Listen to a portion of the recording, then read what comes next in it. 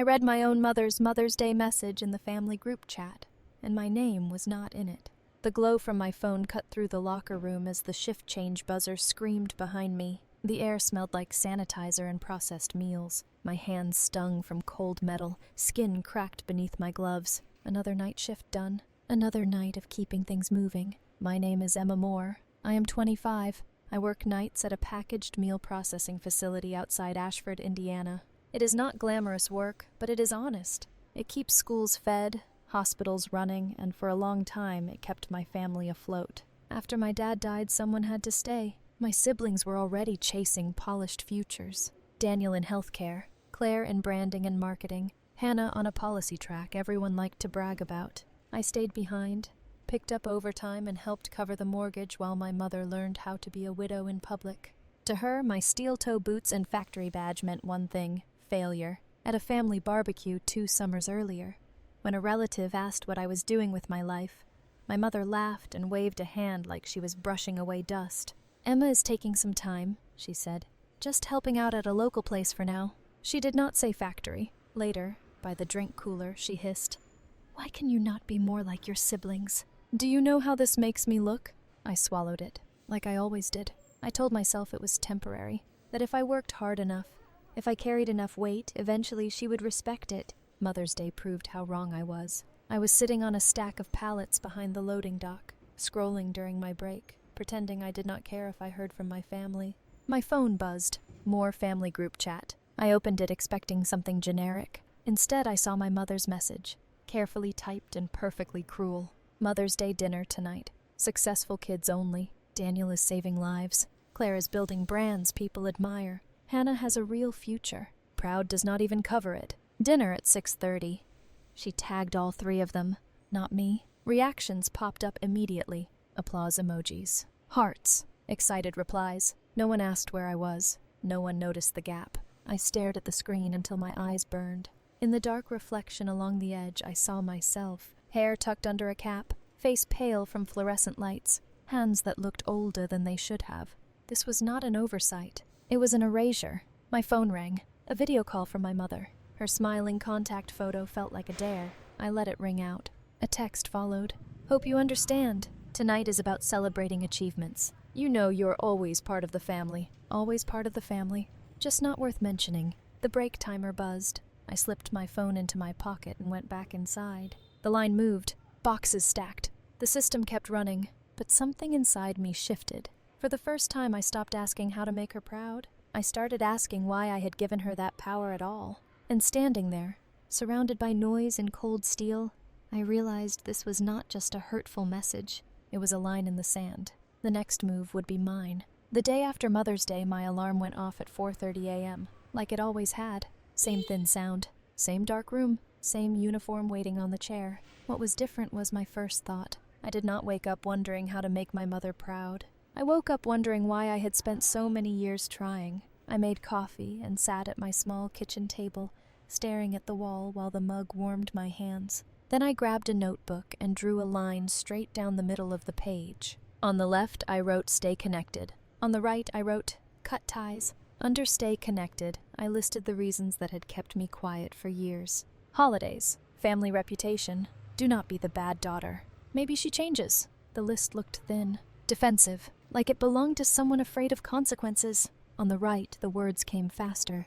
No more erasure. No more humiliation. No more explaining myself. Peace. That word sat heavier than the rest. My phone buzzed. The family group chat filled with photos from dinner. My mother smiling between Daniel and Claire. Hannah holding flowers. Under one photo, my mother commented, "My 3 shining stars." My stomach tightened. Then came the private messages. Daniel told me Mom was hurt and that I should not make everything dramatic. Claire suggested that if I showed up with a better career, things would improve. Hannah said she hoped I was okay, but maybe I could let it go. No one said the message was wrong. I took a screenshot of the original Mother's Day text and saved it to a locked folder, not to dwell on it, to keep the truth from being rewritten later. Then I muted the group chat. I opened my mother's contact next and blocked her number. I blocked Daniel and Claire too. I paused on Hannah's name and left it untouched. When the silence settled, my hands were shaking. That evening, Marisol Vega came over with takeout. and one look at my face told her something had snapped. She read my notebook, both columns, then looked up. "You already decided," she said. "You just needed permission." "Who cuts off their own mother over a text?" I asked. Jenna did not hesitate. "Who erases their child over an image problem?" That was the moment I stopped calling it cruelty. I wrote one final line under cut ties. "I choose me." The next morning felt quieter. Not empty, just quieter. At work, the line moved the way it always did, but I noticed things differently. Patterns, bottlenecks, risks no one talked about. When my supervisor, Karen Whitfield, mentioned the company's tuition reimbursement program, I did not brush it off. I signed up for night courses at Ashford Workforce Institute, industrial safety, process improvement, operations basics. It was not glamorous. It was practical. It made sense. 2 nights a week, after my shift, I sat in a classroom that smelled like dry erase markers and stale coffee. Most of us were tired. Most of us worked with our hands. No one asked me to be embarrassed. I asked questions. I took notes. I learned how systems failed and how they could be fixed. A few weeks later, Linda called me into her office. "Your reports are clean," she said. "Your shift has the fewest incidents. The improvements you suggested are working." She slid a paper toward me. "We need a line supervisor for a new project. Night shift. More responsibility. More pay." A year earlier, my first thought would have been my mother. This time it was not. "Yes," I said. "I am interested." The promotion changed everything and nothing at the same time. More hours, more pressure, more authority. People started coming to me for answers. Not because I had a polished resume, but because I had been where they were. Late at night, though, old habits crept in. I would scroll past photos of my siblings, past posts about proud parents and successful kids. The gap where I used to exist still tugged at me. One night, after catching myself staring too long, I closed my phone and opened my laptop. I started writing. At first, it was anger, about blue-collar work, about the way families and society treat survival as failure. Then it became personal, about conditional love, about watching your name disappear from your own mother's sentence. When I typed "successful kids only," I stopped and left it exactly as it was. I asked one question in the middle of the page. Does your worth depend on the people who refuse to see it, or can you build it anyway? I did not use my name. I did not list places. I hit publish and titled it, "Successful Kids Only, When Your Family Invites Everyone But You." By morning, people were reading it. By afternoon, thousands. Comments poured in from strangers who sounded like they had lived in my house. Jenna messaged me. "This is you, right? I am proud of you." Then the story crossed into my mother's world. One of her church friends shared the post with a caption asking parents not to do this to their children. A few days later, my phone rang from an unknown number. I let it go to voicemail. My mother's voice sounded tight. "People keep sending me this story. I hope you are not involved in something that makes our family look bad." Not a question about me, just about appearances. I saved the voicemail. That night, Linda stopped me in the hallway. "I read an article today," she said. "The writer sounded like you." "Maybe," I said. She smiled. "If it was you, it was powerful. Anyone who can lead a line and write like that is going places." I printed the blog post and my old pro and con list and put them in a folder labeled "Proof I Am Not Crazy." When doubt crept in, I opened it. A few weeks later, Jenna shoved a flyer into my hand. "Storytelling night downtown. Theme is when family crosses the line. You should do it." I laughed it off, but a week later my name was on the lineup, and I did not yet understand that stepping onto that stage would mean my story was no longer something whispered in private. It was about to become public. The night of the storytelling event, my hands shook so badly I nearly dropped the microphone. The room was packed. Folding chairs pressed together, people in hoodies and work boots sitting beside others in business casual. Faces already tight with emotion, like they had arrived carrying stories of their own. The stage lights were harsh, bleaching everything past the first few rows into shadow. I took a breath and gripped the mic. "My mom once told a room full of relatives that my job was embarrassing," I said. A ripple moved through the crowd. Someone whispered, "Damn." I did not rush. I let the silence work. I stayed in my hometown to work nights at a processing facility so my family could keep the house after my dad died. I continued. I came home smelling like cold metal and spices, hands cracked open, body exhausted. I thought that counted for something. I paused, my voice steady now. On Mother's Day, my mom sent a message to our family group chat. She invited her successful kids to dinner. She listed their careers, their futures. I swallowed. My name was not in it.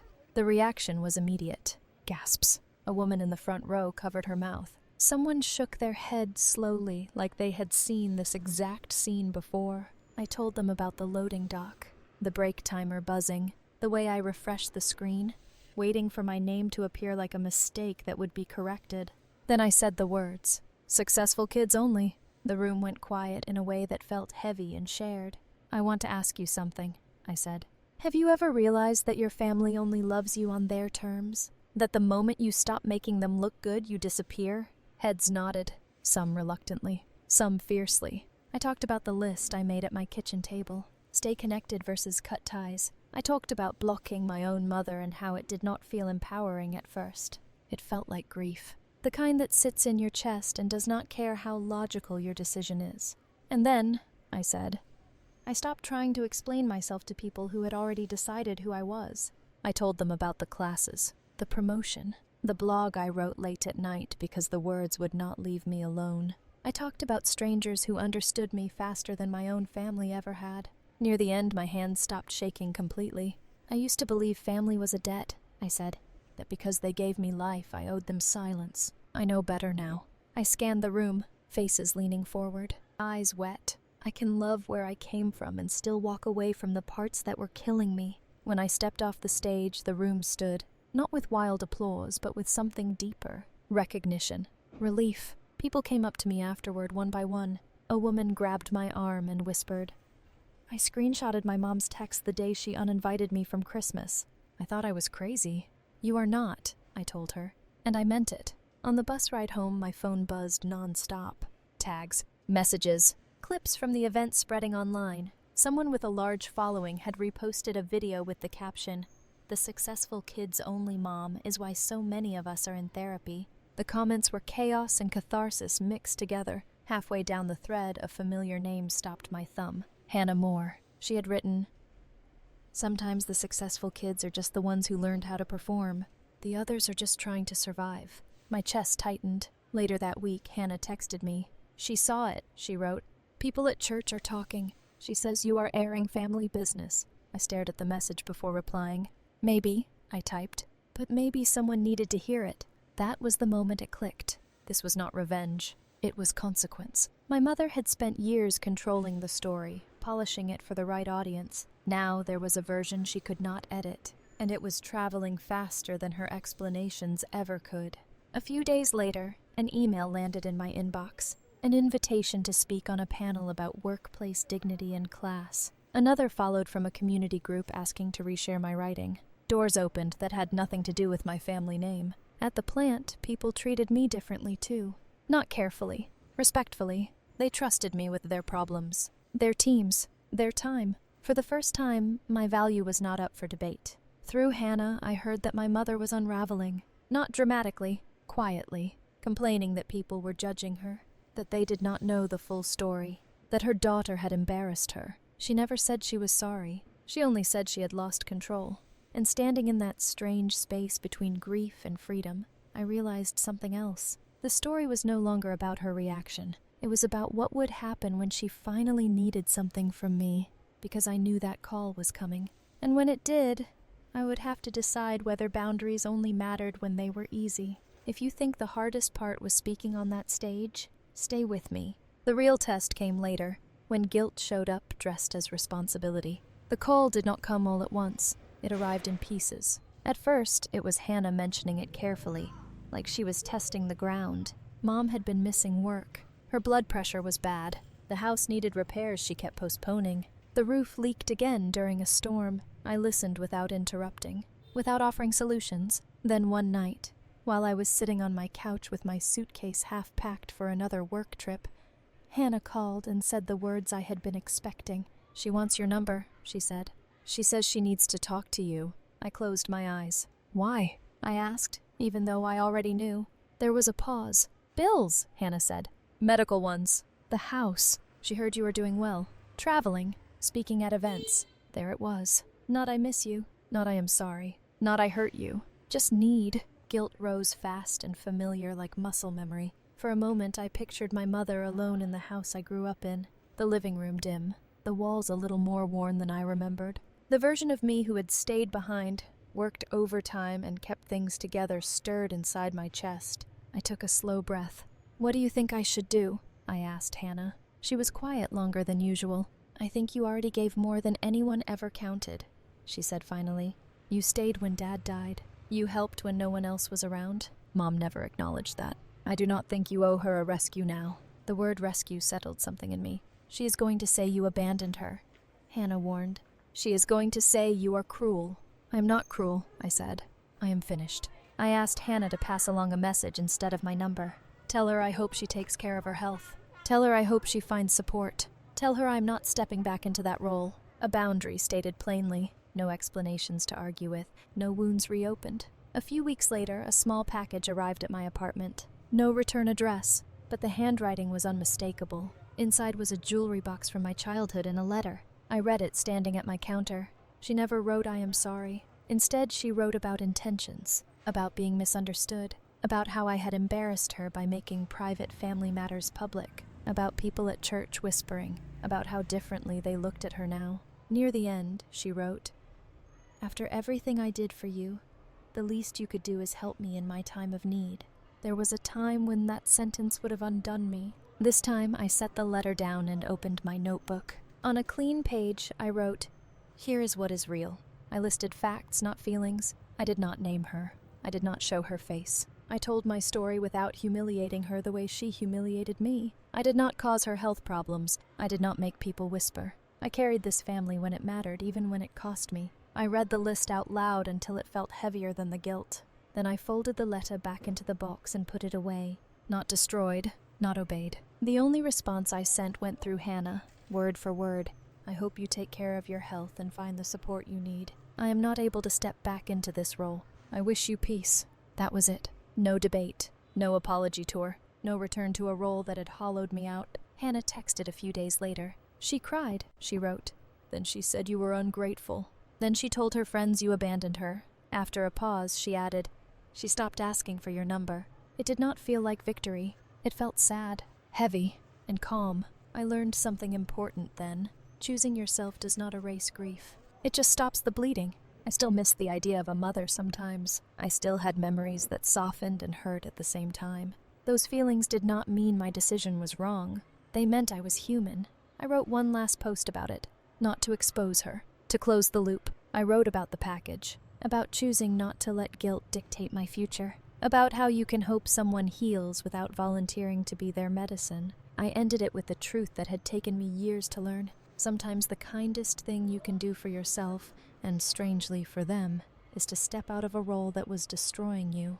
Love does not always mean access. Forgiveness does not always mean reunion. When I hit publish, I did not feel triumphant. I felt finished. That night, I stood on my small balcony and looked toward the glow of the plant in the distance. The same place where I once read a message that erased me. The same place that taught me my worth was never something my mother got to assign. I still clock in. I still wear steel-toe boots. I still get tired. But I no longer hear her voice when I swipe my badge. I hear my own, and sometimes the voices of people who say thank you for telling the truth. So let me ask you this. If a parent asked you to step back into a role that once crushed you and called it forgiveness, would you do it? Or would you choose your freedom and trust that putting yourself first does not make you selfish? Because choosing yourself is not abandonment. Sometimes it is survival.